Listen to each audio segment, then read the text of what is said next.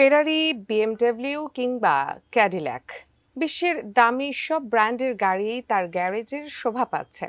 কিন্তু অদ্ভুত এক কারণে এই গাড়িগুলোর স্টিয়ারিং কখনোই নিজের হাতে নিতে পারেন না কিলিয়ান এমবাপ্পে। ফুটবলার হওয়ার নেশা নাকি অন্য কিছু? ঠিক কি কারণে এমবাপ্পে এখনো লাইসেন্সবিহীন গাড়ির মালিক? বিস্তারিত জানাচ্ছেন বদিউজ্জামান মিলন। ফুটবল মাঠে তার গতি অনেকটা আলোর মতো। চোখের পলকে ডিফেন্ডারদের ফাঁকি দিয়ে জালে বল জড়ানো কিলিয়ান এমবাপ্পের নেশা। মাঠের এই গতিদানবের গ্যারেজও বেশ রাজকীয়, যেখানে ঠাঁই পেয়েছে বিশ্বের নামি দামি সব ব্র্যান্ডের গাড়ি। কিন্তু অবাক করা বিষয় হলো, এত সব সুপারকার থাকলেও এমবাপ্পের হাত কখনোই পৌঁছায় না গাড়ির স্টিয়ারিংয়ে। এমবাপ্পের কালেকশনে থাকা সবচেয়ে দামি গাড়ি ফেরারি SF90 স্ট্রাডেল, যার বাজার মূল্য প্রায় 4 লাখ পাউন্ড, বাংলাদেশি মুদ্রায় যা কয়েক কোটি টাকা। 2.5 সেকেন্ডে 100 কিলোমিটার গতি তোলা এই ফেরারি ছাড়াও তার গ্যারেজে আছে বিলাসবহুল ক্যাডিলাক এবং বিএমডব্লিউর লেটেস্ট মডেল। আমি বুঝি নির্মাণের শিল্প, সালাম স্টিল বোঝে ডিউরেবিলিটি। সালাম still, most durable still.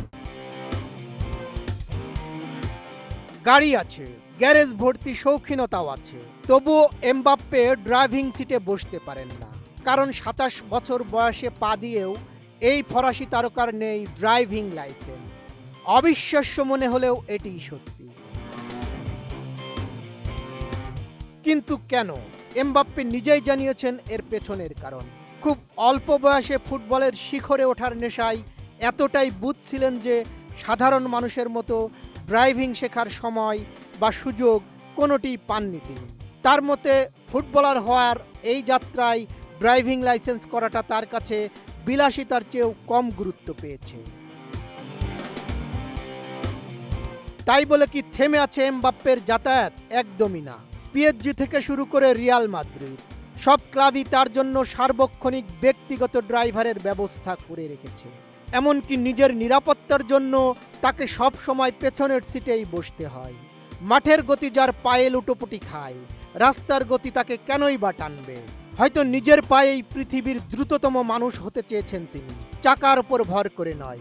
Social মিডিয়ায় ফ্যানরা প্রায় মজা করে বলেন, মাঠে এমবাপ্পের গতি 200 কিলোমিটার, কিন্তু রাস্তায় তার গতি 0। এমবাপ্পের লাইসেন্সবিহীন জীবন যেন একটা বড় সত্য মনে করিয়ে দেয়।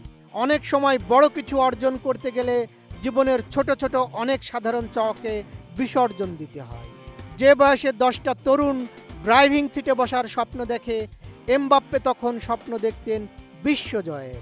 আর সেই স্বপ্নের পেছনে ছুটতে ছুটতেই তিনি এমন এক উচ্চতায় পৌঁছেছেন যেখানে তার গাড়ি চালানোর প্রয়োজন পড়ে না, বরং তার গতির পেছনে ছোটে পুরো বিশ্ব। বদিউজ্জামান মিলন, ATN নিউজ।